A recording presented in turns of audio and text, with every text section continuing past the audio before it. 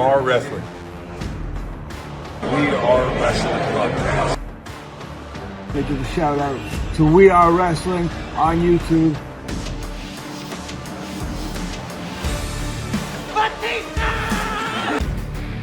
You're watching We Are Wrestling.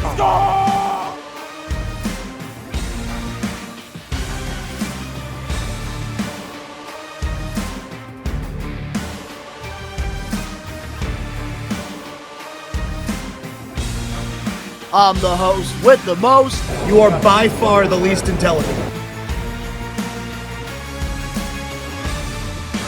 What's going on, everybody? Danny Huckins here, man. 1/3 of We Are Wrestling. What's going on? We are Wrestling Maniacs Worldwide. Ben here, the third of the talk show. We Are Wrestling Podcast. Make sure to subscribe, baby. We are wrestling.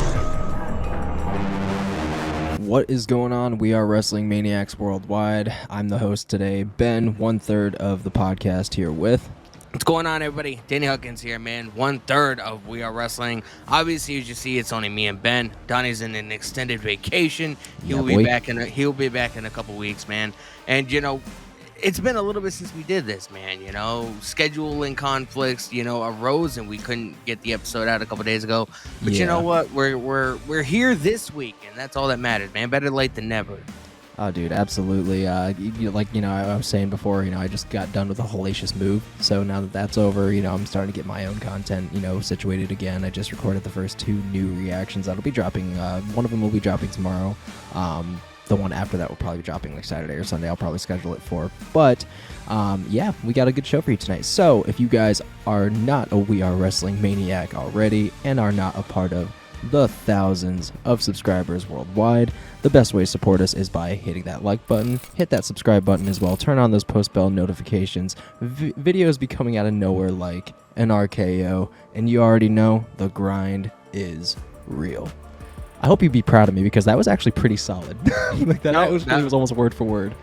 That was pretty solid, man. Donnie will be proud. Let's go. I hope he is, man. I really hope he is. I was editing the last 2 episodes of Old School versus New School, and in both the episodes, he was talking about how nervous he was to give me and you the reins of the podcast, man. Fuck you, Donnie. See, it's like, I can understand nervous of it just being getting done in general, but he shouldn't be super nervous about the product that we put out because we keep it pretty tight on this bitch. So I'm really excited to get into some of the topics that we got going on tonight. We got a really good show for you guys. We got some pretty decent juicy news in the wrestling world as of late in the last couple days.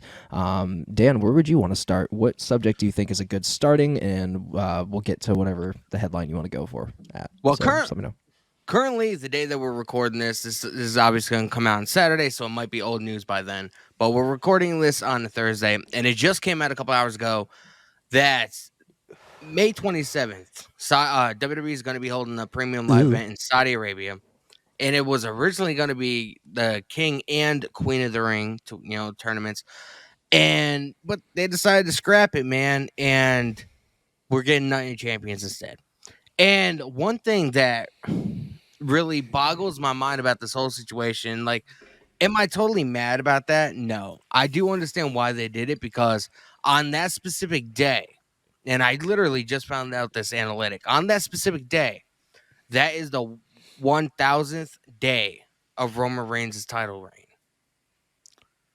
So I could see that being one of the deciding factors to bring Night of Champions to Saudi Arabia. But we also have to look at the tag team titles, man. Before you get into that, it does genuinely, excuse me, it does genuinely interest me that day is his 1000th day. I actually had no idea. So good on you for pointing that one out. Yeah. But as we know, the Bloodline and Sami Zayn and Kevin Owens, just all these Cody Rhodes, this Bloodline storyline has pretty much birthed an entire I don't even know what you would call it, man. Just so many different directions, so many different areas they can go. We have Yeah. feuds with Solo and Sammy now. We have feuds with the Usos and Sammy and KO. We have feuds with Roman and Cody. We have feuds with Solo Sikoa and Kevin Owens. Yeah, man. There's so much going There's on. a lot of avenues. But one thing that boggles my mind about this whole thing, and I started mentioning it before. Yep. Sami Zayn and Kevin Owens do not travel to Saudi Arabia because because Kevin Owens doesn't, out of respect for Sami Zayn. Sami Zayn doesn't because of his religious beliefs and his religious background. Yeah, it also, it's the ginger beard and the French accent that really makes me forget that he's actually like through and through Muslim. He's from Syria, which I completely fucking disregard because I always think of him as a French Irishman for whatever reason. Like he does not look Syrian whatsoever to me. But then again, I also don't know a lot about the Syrian culture, so I don't know if there are, ones with red hair and all that shit. So I never called it. But yeah, no, that is a very interesting point to bring up because yeah, he is a massive champion who is over as fuck right now with the crowd. Yeah, man, if it's a Night of Champions and the tag team titles aren't there or present, I'm gonna be pissed. But I'm gonna be even more pissed if they strip it off them because of his religion, and that's fucked. WWE would be fucked for that. So I don't know what angle they're gonna play it as, but I don't know if I like it because Backlash is a thing. So here, Backlash is the thing. At Backlash, as far as I know, we're going to be getting Sammy, KO, and Riddle against Solo, Sikoa, and the Usos as the co-main event, and the actual main event's going to be Cody Rhodes and Brock Lesnar. See, I dig that. I dig that. I dig that. We're getting some pretty decent matches. I think the thing that really, again, saves it for me is the fact that it's not for titles. There's no, because obviously WWE doesn't have trio titles because I don't have the fucking roster for it. But it just, that saves it. But at the same time, it's worrisome because that's May 6th and fucking Saudi Arabia is May 27th. So it worries me of what could happen in between that time. I think that it would be a very wrong move to strip KO and Sammy off of those titles this quick and this early in the game with what they could do. Yeah, man, I don't know how they're going to reconcile with that. I don't know how they're going to, play those cards. I don't know. I think it would be absolutely criminal to strip titles off people for a show.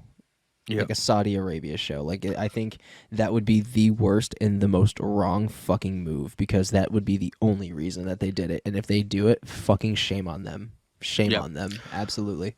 See, I don't see that happening. Here's what I do see happening. If Vince is back, I could see that happening, and that's unfortunate. This is definitely a Vince move if I've ever heard one myself. Triple H was a huge proponent of bringing back King of the Ring. Like he mentioned it a lot. But here's what I do think they could do. As far as the King of the Ring and Queen of the Ring tournament, they could have the weekly shows, Raw and SmackDown, centered around the tournament. It would bring a little bit. It would bring a little bit more of like storytelling. It would bring different elements to the weekly shows instead of just these two are feuding. Let's throw them in a match tonight. Let's have this promo segment, whatever. Okay. For a couple of weeks, we could have the weekly shows based around the King and Queen of the Ring tournaments. That's what I think. You know what I fucking miss? And this is kind of off topic, but it's kind of like the same thing in a way, but it's not. Tournaments, man. I love them, but my favorite, beat the clock sprint. Beat the clock sprint challenge. Beat the clock challenge, bro. The best beat the clock challenge that I have seen is still from the Ruthless Aggression era, like back when you had fucking you had Paul London end up going against Brian Kendrick because it was all at random. Like it was just like seeing that match was so cool because not only did we get to see them perform as singles competitors again, but we also got to see champion versus champion because they were still WWE Tag Team Champions at the time. It came out in completely different attire. Like they were genuinely, and it was so fun to watch because they had their tag team champions together. They know their movesets. They've traveled together for years, so it's like speaking of which, again off topic, and Don's gonna hate this part of the fucking podcast because they keep getting off topic, but did you know that London and Daniel Bryan were fucking tag team partners in another promotion? I did not know that. What Yeah, there's a promotion was whole. this? I don't know, but I can actually send you the whole backstage shoot that they had. It was fucking awesome. I was like, oh god, Daniel Bryan, let's go. That's But what's yeah, up. like that is something I would love to see return eventually as well. Beat the beat the clock sprint challenges, fucking King of the Ring, like you said. Like I would be down for King of the You Ring know what tournament would be? across weeks. I'd be down. You know how, and we're gonna get back to Night of Champions, but you know how the entire wrestling business now is in some ways based all around the internet. You know what I mean? Like Oh, of course. there's not a professional wrestler that doesn't have any kind of social media account. Bro, You know what I mean? don't remember what it was like to have wrestling before social media. I don't remember what it's like. Even Brock Let's Lesnar has a fucking Twitter, for Christ's sake. But Really? you know, Because he doesn't. I didn't think he had a Twitter, but he it's probably either it's a Twitter or Facebook. He has some kind of he has social media. he probably has a Twitter because Vince probably told him that it was like mandatory to have one. I don't think he runs it because last time I looked, he was this was back when he was like with Paul Heyman or whatever, and everything Paul Heyman tweeted, the Brock Lesnar account would retweet.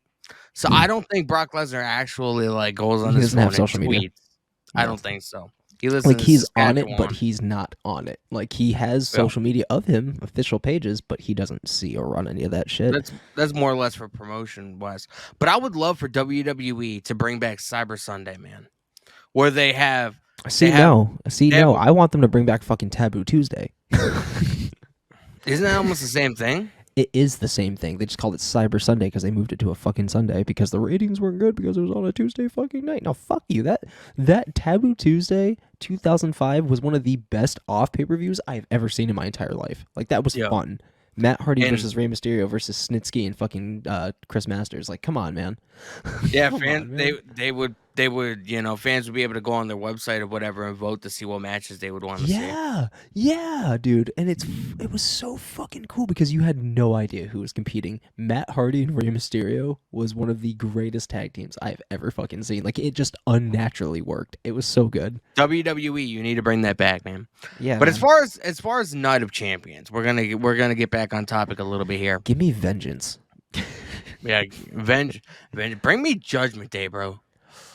Armageddon. Yes. No Way Out. Oh No my God. Mercy. Bring me all of those back. Bad Blood. Bring me all of that shit Bad back. Blood 97 was the first show I ever watched, bro. Kane's debut comes out, rips the Hell in the Cell door off, fucking tombstones the Undertaker. Yeah. Oh that was my a time God, to be bro. alive, my bro. That was a time to be alive. Who did those the were red days. light better, Kane or fucking Bray Wyatt? Kane. Let us know Kane, in the obviously. comments. Well, there's Kane. people from this generation that'll think otherwise because Man, they didn't fuck really this watch generation, man. They ruined it. back then. Yeah, I exactly. don't care. They ruined it. So with Night of Champions, man, here's what I do think they could do, and if Yeah. you do it right, I do feel like it could happen. Yeah, because you can't put all the titles on the line now because of the whole Sami Zayn situation, I would which take isn't bad on him. I would take the tag titles off of the show and have the show centered around the U.S. Intercontinental and the World Heavyweight titles. You could do also the women's titles. Don't forget as well. Yep, and the women's do all- titles. You can even do the tag team titles for the women as well. Like you could put an exhibition match in place of the tag team title matches, or you could do something there, just not involving the tag team titles. Yeah, Intercontinental, U.S. Heavyweight, fucking the women's titles. Like I think that would be a solid go for. And for Night of that's an Champions. easy way. That's an easy way to write it in story to keep Sami Zayn and KO off of the show. Yeah, you could lead know. up like the Friday before or something, and they could get attacked, or Sammy could get attacked, and then Riddle ends up taking the fucking title to help defend it with KO. I could see it working. They did it with fucking Sammy and Jay. Why can't they do it with Riddle and KO, especially if he's already in the program with them now? KO doesn't go to Saudi Arabia either. That's why it'd be a good idea to take. He doesn't go out of respect for Sami Zayn. So, keep the tag. I feel like with both women's titles, the undisputed title, the U.S. and Intercontinental, bro, That's you can make a four. banger. That's 4 titles. You don't need the tag titles on True. there. So yeah, you And don't I even need feel the like tag titles. I Yeah. feel like if you keep the tag titles, the men's and women's off the show, It'll be evened. it'll be even, but also you'll be able to have a good lengthy matches. So it makes the titles even more prestigious. You know what I mean? Absolutely. You can focus on see, like, for example, I really, really want Gunther to be one of the first, if not the first. I'm probably going to look uneducated as fuck, but probably be the first to hold both the world heavyweight titles and the fucking Intercontinental at the same time. Like, I would love that. I would like that too. Wait, didn't Seth do that? Seth had the Intercontinental and fucking WWE at the same time, right? Or something like that? I can't remember. Because he was holding 2 titles at once. That was probably back in like 2015, somewhere around remember. there. He was hot back in 2015, bro. Like, he was on fire on top. Was that when he was Was it 2015 or 2014 when he was with Triple H as like the Authority? I think it was 2014 into 50 because I think Team Hell No was around the same time, right? Yeah. Or was that 2013? I don't know. I think that was 2012 or 2013. Yeah, But I remember Kane was like unnaturally ripped again. Yeah, and I remember Seth Rollins. He was with Triple H and the Authority, and he had what the fuck? You talk about him all the time. Why can't I think of his fucking name? The dude that got his fucking face busted open by the Joey Hardys. Mercury. Yes, Joey Mercury. Yeah, that's when he had Jamie Noble and Joey Mercury as part of the Authority. Yeah. Yeah. And He was when hot. He was hot as fuck back then, bro. He had that blonde streak still. Do you remember when fucking Randy Orton absolutely just bodied fucking Seth Rollins against Triple H's order with the fucking RKO out of nowhere, and all he could do was just like he just wanted remember to when, not do it, and he did it anyways. I remember when Triple H acted like he was Daniel Bryan's friend and turned his back on Bryan so Randy Orton could win the title, and Daniel Bryan, because he didn't think Daniel Bryan was championship material. Dude, that moment stood out so hard, just like the moment where fucking Triple H took that boot like off the top rope and just stood there forever, and then fucking Shawn Michaels is like blowing on him trying to get him to fall over, and then he just fucking falls after like 10 minutes of just standing there. Anything Triple H did was fucking gold. I'm sorry, I just had to like put that out there, dude. I gotta watch some Triple H matches again. What Holy about shit. what about the Little People's Court? Shut up. You remember that? Yes, I remember the Little People's Court. Shut the fuck up, Dan. Get back on topic. But yeah, no. Night of Champions, I'm with it, but at the same time, I really do miss King of the Ring, and Queen of the Ring would have been sick as fuck too. And I hope that in some capacity they still end up doing it. Well, that's what's cool about this whole thing, because if they don't have King and Queen of the Ring as like a premium live event, it would bring focus to the shows and get the shows back on track. May 8th, it hasn't been confirmed or anything like that, but a lot of speculation is May 8th is going to be when the WWE draft is. They're not going to do it before then because we have Backlash or whatever. No, of course, because you want to wrap up storylines and stuff and make sure that it's kosher. So yeah, Backlash is the perfect restart point because you have Mania, then you have Post-Mania, and then Backlash is where all storylines completely get cleared. Like now it's like you can really dive into new shit. It's like a new season of a show basically. Yeah. And you're gonna like this idea that I heard. So WRKD Wrestling on Twitter. They predict they came out with a story. They came out with a story about Trish Stratus turning heel. Ended up happening. Mm-hmm. Like they've gotten a lot of legit stories correct. Yeah. According to them, the story going into the summer, which makes me think either it's going to be Trish and Becky. It's going to be either Money in the Bank or it's going to be SummerSlam. You mean for Trish and Becky? Brock Lesnar and Gunther. Oh, let's fucking go. It'll likely be SummerSlam. They want it to be a hot fucking pay-per-view, so SummerSlam is one of the big 5. So yeah, you want to put it on SummerSlam. This is the first time I think WWE's had a show at the Lions Stadium or whatever since '93 or something like that. There's some kind of like there's like a marking in history. Whatever. Yeah. So it's gonna be a big show. So yeah, no, they're gonna want to because it's in Detroit. So they're gonna wanna fucking do it big. So I think I think that is going to be like the next feud after Cody is going to be Gunther. So, and we already know that Gunther's going to win the fucking Royal Rumble next year, and he's going to go on. He's going to beat whoever the fuck has the title. So, and it's probably going to be Roman. And honestly, I'm down with it. Gunther is definitely going to be future world champion. I can't wait for that time. There's nobody more destructive than him. Oh yeah, You he's know? he's like the first really big guy that they've been building for a long time in a long time. So yeah, no, of course. I can't help but to say though, and I've talked about this a lot. Yeah, I do feel like the guy to take the IC title off of him is Sheamus. You know, I'm with it. I mean they 100 have it's great the perfect chemistry in the ring, bro. opportunity, and it's also the perfect opportunity to make Sheamus a Grand Slam champion finally. So you know, it's like Exactly. it would be a good move, and I could support that. Maybe it'll make Sheamus like actually get resurged in his career because realistically, he's mid Carter at best. You know, but the thing is though, he's one of the best at it, and he's a dude that you could also throw in the main event, and I wouldn't be surprised. You know, just because he's not only a veteran, he's paid his dues, but he's a former world champion on top of it. He's one of the last people that held the big gold. You know, Exactly. So it's that's a big thing because a lot of these guys today never did, and apparently Triple H wants to bring the big gold back. So I was just like, dude, if you do that, I'm gonna be so happy. Please. Hey You- man, could you I'd be down for that. imagine that we went back in time and we're in an era of WWE that has its own modern day Winged Eagle and own modern day fucking Big Gold? I would shit my pants. I would shit my pants, bro. I'm talking the black Wow, leather. bro. I'm talking the black leather with the fucking red lining on the inside. Like, yeah. I'm talking the OG Big Gold, bro. But yeah, I think another thing that we wanted to talk about was we're gonna leave AEW news for like the main event, right? I mean, it's game for you, man. We can. All right, man. So what do we have next? Well, I did want to talk about, and you sort of Vince, talked right? a little bit about it, yeah. Okay, yeah, let's do it. You had a solo video on the channel, you talked about it or whatever, but Yeah. we have yet to really communicate our in. thoughts and dive into the whole situation because.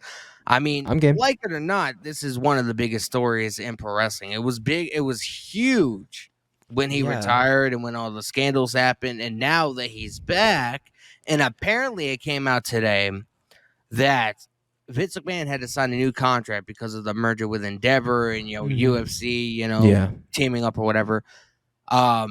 In Vince McMahon's new contract. So he's He like only owns 12% now. He ain't gonna have the final say for shit. Exactly. But he has a non-harassment clause in his contract.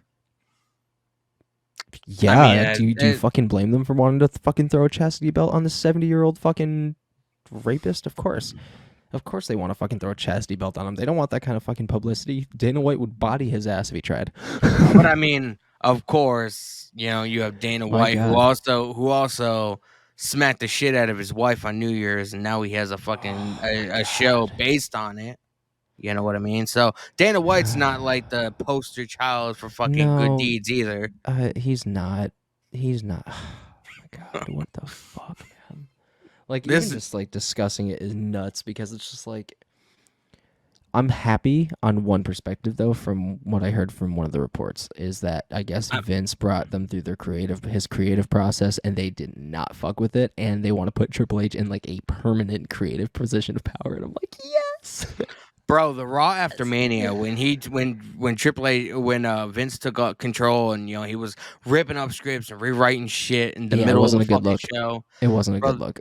That's one of the lowest rated Monday Night Raws in I think 15 years. Dude, he And- changed Seth Rollins' fucking segment while he was in the ring on a commercial break, so he had And to it- go a completely different direction. He was pissed. He threw the fucking microphone down, bro. It looks fucking weird because he was just, he was dancing, going to the ring. Then we get back from commercial. He's fucking doing this. Then he just gets out of the ring and fucking walks away. I didn't see that part. Wow. So yeah, he was just pissed. He didn't cut a promo or none. He just came out, danced with everybody. Once we came back from commercial, he was doing this in the middle of the ring. Then he just got out and left. And they went to the next segment. Yeah, that is fucking embarrassing. Like, dude, I don't understand why Vince thinks he's like super in touch with the business because he's fucking not, and obviously everybody else thinks he's not either. And then the fucking moron, excuse my language. No, fuck that dude. No, fuck Vince McMahon. Yeah, Dude. fucking prick. No, He had Riddle. Riddle has been off TV for a couple of months. Obviously, he had He's his got him on issues, a whatever. fucking hell of a schedule now, though. He about to make that bread, homie. Yeah, but Riddle, he got taken up by Solo Sikoa. So Okay. what is Vince McMahon's bright-eyed fucking idea? Has him return at the Raw after Mania to confront the Miz. Motherfucker, he should have been confronting Solo Sikoa and the Bloodline because they're the ones that took him out in the first place. But didn't he though? Like, didn't Yeah, he? on SmackDown a couple days later, he helped Sami Zayn. The fucking douchebag. You can definitely McMahon tell is it was night and day. Vince McMahon's a fucking idiot.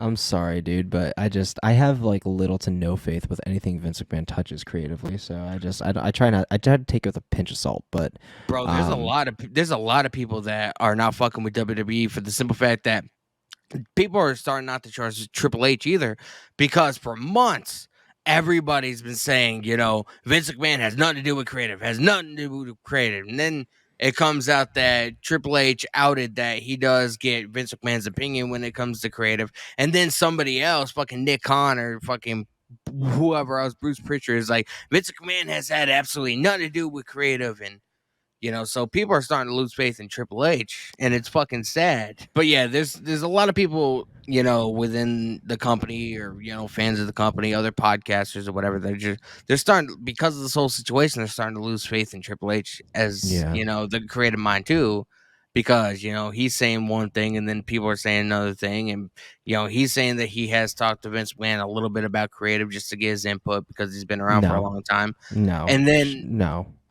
And then He's Bruce dumb. Pritchard and Nick Khan are like, Vince McMahon has had absolutely nothing to do with creative since he left and this and that. So, like, you really can't trust anybody's fucking word, bro. But Especially I will say, I feel like, me and you, we're of intelligent mind. We've been watching the product for a long time. We can tell when know Vince fucking you touches something. know when. It's when shit doesn't make fucking sense. That's when Vince McMahon is booking. Mm-hmm. Yeah, no, I don't understand why he thinks he has any like royalties into touching anything creative anymore. Like I don't know what possesses him to even think that he has any fucking right to touch any of it anymore. It's like, bitch, you just got back and you're in a full world of shit and now you want to burn your fucking company down, dude? Like just fucking have a heart attack already. Like just have a fucking heart attack already. I'm sorry, but the dude needs to fucking go. Like the more and more I talk about Vince McMahon, my blood boils. Like I can feel my body getting hotter right now. I'm not gonna waste my fucking breath with him. But if there's anything more about him you want to say, go for it. I'll listen. There's a reason why Stephanie left, and it was very weird the way Stephanie left because like 1 minute she was like a head of board of directors, and she was like co-CEO with Nick Khan or whatever. And then the next day, she writes on social media that she's, resigning. We should have known then that, shit's about to hit the fan and she wants no part of it. Oh, yeah, 100%, especially with how proud she was to be there. Yeah, no, there's no way in fucking hell that we knew right there. Right fucking there, we knew. And the person that I feel bad about during this entire situation is Triple H, because he's in the middle. But he put himself in the middle, so he's done everything he could to, rejuvenate WWE, make it better. Hey man, I'm sorry, but once you literally marry the daughter of the asshole that we're talking about, you fucking did it to yourself, bro. But I will say, they married in 2003. Yeah, and he was an idiot back then too. I'm not talking about Triple H. I'm talking about Vince McMahon. He was an idiot back then too. So I just, I don't know this whole entire. So I heard Jeff Hardy returned. Yes. On to the next topic, man. We're gonna be talking about the charismatic Enigma. He came back, and yeah, buddy, bro, he looks phenomenal, man. He looks like he's in he didn't talk, but he looks like he's in a really good place compared to how he was. He does. and there's no denying it. You can see it in his face. You can see it in his body form. You can see it in his structure. You can see how He he looks like carries he's been in himself. the gym. See, I feel the exact opposite. I feel like with him being off alcohol now, it's like you obviously, John Moxley, number one thing, he's lost quite a bit of weight from all that water weight when he went to rehab, like it's like there's a lot of that, but with that rehab weight loss and all that water weight being lost, you lose a lot of your mass as well. So it's like I can see him getting leaner, but as of like shredded or anything, no, not No, at but all. like But he looks great. He looks happy. He looks healthy, and that is all that matters. Yeah, his arms looked a little bit beefier. He does look leaner, but like with his wrestling style, I mean, leaner is not necessarily a bad thing. No. He's not like he's never been a fucking power lifter or anything like that. You know what I mean? For sure. But yeah, so it came out yesterday before Dynamite. Sean Sapp of Fightful said that Jeff Hardy was backstage. He reported. And like obviously, like FTR, the Young Bucks, like they were backstage probably 3 weeks before they actually made the return. I wasn't expecting to see Jeff Hardy last night. I thought they were gonna lead up. He was gonna be backstage, see the environment, talk to Tony Khan, hang out, No, get for to use sure. some of the new people, and then maybe they were gonna set something up for Double or Nothing, which is gonna be happening very soon. But lo and behold, once I saw that Ethan Page was going to have a segment with Isaiah Cassidy and Matt Hardy, I was like, okay, man, the light turned on. I also dig that Hook was out there too. I really dig that, and Hook's starting to get more personality now too, which I'm really digging. He's starting to come out of his shell more. He's definitely a lot more comfortable in front of a crowd, in front of the ring. He's been working it. Anyways, I'm going to sorry. leave this in the podcast. You talking to a pussy. Dude, I don't know what the hell happened, but like she's thriving in this new place that we're at now.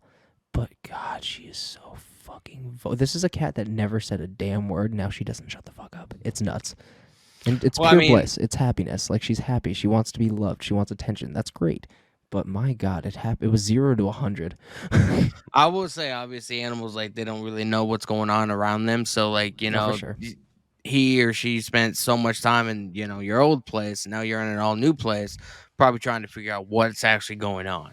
So. Oh yeah, but honestly, out of both Negan and Hella, she adjusted way quicker and way better than he fucking did at first. Negan is just starting to get along with everybody. Like he wasn't picking fights, he was just being an asshole. Like he'd just walk up to them, hiss in their face, and walk the fuck away. He's like, "What, bitch?" He would never mind his own neck though. Like he's been such like a mama's boy. Even daddy's dude as well. Daddy's dude. Yeah, mama's boy and daddy's dude, bro. But yeah, Jeff looks great. Absolutely phenomenal. I'm excited for him, but at the same time, Jeff has gotten more fucking chances than anybody in the wrestling history to get his shit together. So it's like you can't blame your average fan who loves him to not take it seriously right now. It's like, yeah, it's great to see him, but it's like I'm getting bored of all of his returns yearly because of this. It's like at this point you're really starting to lose credibility, and I just hope that this time he can be good, because he doesn't deserve another one after this. He doesn't at this point. It's like at this point, just hang the fucking boots up in shame, because you just tarnished your entire legacy because you can't fucking stop. So I will say, I do agree with you. Obviously, like, we know how bad alcoholism is, from obviously, living with mom, dealing with your, I'm sure you have had families, that deal with it or whatever. God, yeah. So alcohol is like one of the most common diseases I feel like somebody has or whatever. So we do know the effects that it has on people, and it's not always, the easiest thing to get rid of. No, for sure. But I will say, obviously, Matt Hardy isn't Jeff's keeper or whatever. But they're in the same company. They live next door to each other. They could easily travel together. Matt could drive Jeff to where he needs to go. It's not, they go to the same fucking place. They literally, their houses are right next door to each other. Yeah, you know what I mean? The Hardy compound. So I do feel like Jeff having his brother there, and obviously maybe Jeff has had conversations with Moxley, because Moxley's had his issues or whatever, different. Moxley's got himself into rehab. He didn't drink or drive or anything, but still to have that support system, and that's what Jeff needs, a support system, somebody to be Thing is, like, though, you know, how much of a support system has he had his whole fucking life to genuinely want to fucking fix this, man? It's like, at this point, it's like, dude, you have 2 fucking kids. You have a fucking wife. You have a home. You have a career that amasses some of these people's wildest dreams. You have people out here that are literally killing themselves to hopefully have a chance to have any kind of career like you are, and you're shitting on all these people because you can't get your fucking shit straight. And I love Jeff Hardy like anybody else, but we God, met him, I don't one of the fucking, coolest dudes on the planet. but I don't fucking trust Jeff Hardy. I don't fucking trust Jeff Hardy. I think he's gonna fall off the wagon again, and when he does, inevitably, that's it. But I want to give him the benefit of the doubt, and I hope to God that I'm wrong. But the dude has fucked up so many times and has even been openly careless about it. We've seen Victory Road. You can only get so many fucking chances, bro. Because at this point, it's like you don't want to change. And if you don't, if not for yourself, your kids. And if that's not enough, hell with you. I'm sorry, but hell with you. I will say, with the whole Victory Road situation, he was taking pills at that time, and it's been Just confirmed. another vice. It's been confirmed by a lot of people. Eric Bischoff, Matt Hardy. It's been confirmed by a lot of people that were around in that time that was the last time Jeff Hardy has ever taken a prescription drug. That was the last time. He never did it again. He did, however, go to alcohol. So I'm hoping, It's always something, bro. I'm hoping he has this ultimatum, and he, I don't know how many, like, obviously the drugs were an issue back then, but I don't know how many people were like, Jeff, like, you have a problem with alcohol. Like, I don't know how much of that has really come up. Because you can't drug test somebody for alcohol, can you? I don't think you can. No, breathalyzer. And WWE, they were saying before he left, they wanted him to have a drug test. That wouldn't have, They wanted up if he him to was go to alcohol. rehab. They wanted him to go to rehab. That's what it was. I don't know if you have alcohol show up in your piss, but a breathalyzer does. But yeah, I don't know, man. I think the whole thing is kind of, I don't know. I just, again, this is another thing where it's like I feel like I'm beating a dead horse because it's like I can't physically say much more, other than let's hope for the 1,000th time that Jeff Hardy can get his shit together. I love him, but at this point, it's hard to respect him. So yeah, I mean, we both met him. He's one of the coolest dudes on the planet, one of the nicest guys. Like, if anybody watching this, if you ever have a chance to meet Jeff or Matt, like, meet him, because it's definitely experience you'll never forget for sure. But speaking of AEW, how about we get on to our main event, because we have a massive return that is in the works currently, and I know you have been dying to finally talk about it. Why don't you take it away, bud? So, I've been talking for months, and Yes, this guy will tell you, and Donnie will tell you. I've said it multiple times on the podcast for months. This guy's coming back to AEW. You and Donnie, however, said for months, no, he's not. There's no way he can come back from this. No, he's not. He's not coming back. He's going to WWE. Remember when that rumor was happening? Dude, it looked promising for a while, so you can't blame me for believing that. Fightful, man, and Sean Rossap. Good old Sean, man, from Kentucky. Old Sean. He posted a Fightful Select report, which is their Patreon platform. I don't have it, but luckily, not long after it actually gets posted, other people, repost it or whatever, so I can still cover the news. It says Fightful Select report: CM Punk is expected to return on or around the June 21st edition of AEW Dynamite from Chicago, Illinois. Punk has been trying to set up meetings with the Elite and Chris Jericho to work something out regarding future creative between the parties. Fightful cannot confirm if Punk has been successful at achieving these meetings. Warner Brothers Discovery sources tell Fightful that the announcement of the third Saturday AEW show is imminent. The show may serve as a soft roster splits. Theoretically, this would help to keep talent with conflicts separate from each other. which I don't think is a good thing. I do feel like everybody needs to be a team player in this. No, And for I do sure, but you want to start off small, especially with how severe the situation was at the time. You really want to start off small. You don't. It's like, for example, what I was explaining earlier about the debating me taking my newer job at Stop and Shop or taking Amazon, because you want to make sure that you are fully committed to the cause and can put those feelings aside. Yep. And like Ash said, full time can always happen eventually.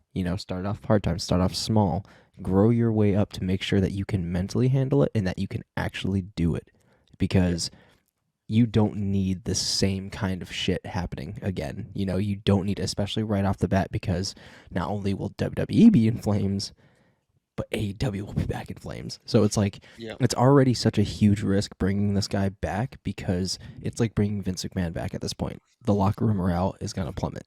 Like, he's a draw, but apparently he's a fucking piece of shit human. So it's like, I don't know, how I feel, but I will always admit that he is a draw. 100. He puts asses in seats, and this will be a huge return. Apparently, so as you know, Danhausen, he's currently out with a injury. He's going to be out for a couple of months or whatever. According to him, I think he posted this on social media or an interview or something like that. I remember reading about it. Apparently, CM Punk, out of everybody at AEW, CM Punk is the only one that reaches out to him daily and see how he's doing, seeing if he needs anything, and just trying to be there, as a support system or whatever. So CM Punk, I don't necessarily think he's a shit human being. I just think that he's one of those dudes that if people are gonna slander his name, talk shit about him, whatever, he's not one to stay quiet. But here's I'm the thing, like though. that, He talks you're like too that. no, for sure. But he talks too fucking much. That's the CM Punk's problem, is he doesn't know when to just shut the fuck up.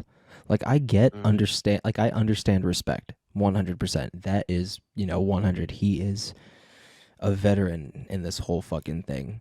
2, when you're getting paid the guarantees that you're getting paid, and you are under contract for somebody else's company, I can understand standing up for yourself, but there's a point where you go too far, hence the scrum. 2, his ego is fucking wild, bro. I understand having the accolades, but once you get egotistical, that's a wrap for me. Like, you're good and all, but you don't have a lot of my respect. And 2, he just talks way too much shit. He's basically another Ryback. So it's just, I literally have to just say this right now. I love CM Punk, but I fucking hate CM Punk. But there's no denying that he's a needle mover. Exactly. And obviously, one thing that we haven't really talked about, and I know, we're not going to go in depth. You're not really an AEW like viewer every week or whatever. Yeah. You do, obviously, because of the podcast, follow what's going on. Yeah. But it just came out that we're getting All In 2 from Wembley Stadium, bro. That holds 90,000 people. And the day after it got announced, Drew Galloway is potentially making it to AEW. Yeah, no, I know. He is obviously very unhappy right now with his current situation, because I get playing a mid-carder for a while. That's nice because it gets you out of, like, super spotlight. It gives you time to chill a little bit, but at the same time, Drew is kind of getting lost in the fold on WWE, which is nuts, because he carried the Thunderdome era on his back, my guy. Exactly. On his back. And it's been 3 years since we've had another champion. I just, it's so nuts to me. How can you not put Drew McIntyre in a good position in this company? Like, he is a hell of a babyface, probably arguably a better babyface than he is a fucking heel, and I didn't think that was possible. He has proven he can rock both. But maybe that's what he needs, is a heel turn and a match against Roman, because here's the thing, he would be a heel, but he would be a cheered heel. And could you imagine if Drew was the one to dethrone Roman Reigns as a heel, and imagine how on fire he would be that following night as a heel with 2 belts in front of a crowd. that is God tier mode for Drew. You know, like Exactly. he's built for it. He is one of the perfect people to do it, and he didn't get his moment. You know, he still hasn't gotten his flowers. Drew's always, I've always looked at him as like a company guy. He's one of those guys that he's kind of like John Moxley and Chris Jericho to AEW. He's one of those guys you can always count on. Like if you need him to do something, he's gonna fucking do it because And he loves the kills it. business. He respects everybody there. He loves it. But if he's gonna treat you with that amount of respect and you're not gonna give it back to him, there's only so much that somebody's gonna take. Like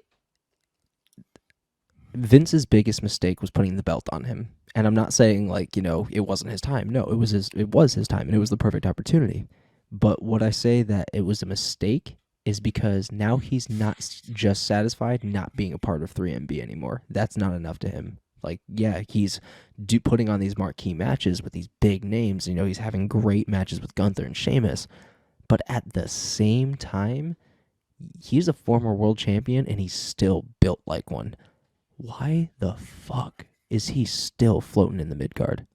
Why? He should be challenging Roman Reigns right now, or at least be involved in the angle somehow. I would like to honestly see Drew Galloway go to like New Japan. Go somewhere outside of the whole WWE bubble. Make himself into an even bigger star.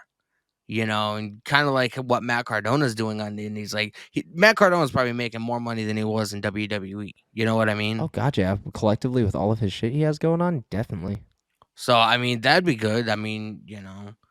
We're obviously going to be getting Forbidden Door in Toronto. That's pretty much sold out on pre-sale. Like, that's going to be a huge event. We're going to be getting all into Wembley Stadium. Like, there's a lot of things. Obviously, we don't know when his contract's going to expire, but he is upset about creative. He's upset, they haven't even come close with the amount of money that he does want from WWE. That he deserves, you mean? I would say, like, pay the guy anything that he fucking wants. But it also came within out reason. It also came out that WWE is on a hiring freeze because of the whole merger. It's gonna be, I don't know if it's gonna be a full year, but yeah, they just re-signed Logan Paul this week to 3 times the amount of money that his first contract was. So they're gonna pay Logan Paul this money. And Drew McIntyre, a guy who's a former world champion. Don't get me wrong, I like Logan Paul. I like what he's doing. It's not fair. He's no Drew McIntyre, bro. It's the unfortunate part about sports entertainment, man, is that's the difference between pro wrestling and opportunities and sports entertainment. And, I'm with you 100%, but at the same time, it's what we got. We got to kind of deal with what we're given at this point.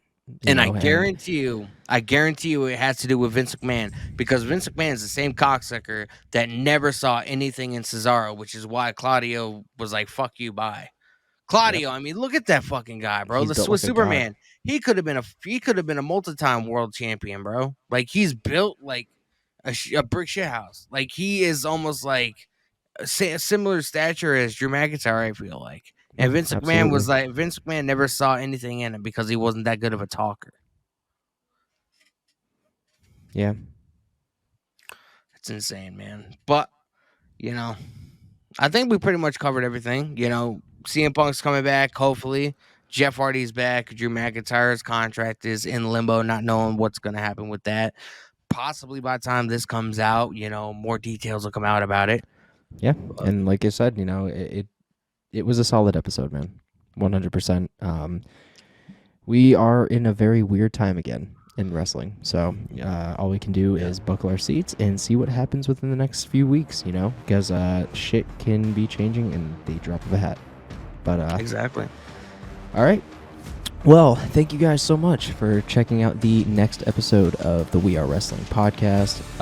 Me and Dan have enjoyed our time immensely discussing everything with you guys. Like we said, Don will be back from his break here soon at the end of April. So the best way you guys can support us is hitting those links down in the description box below. Hit the subscribe button, hit that post bell notification to be notified when another upload gets uploaded. The grind's real, y'all. Stay safe, be safe, and we will see you guys next time.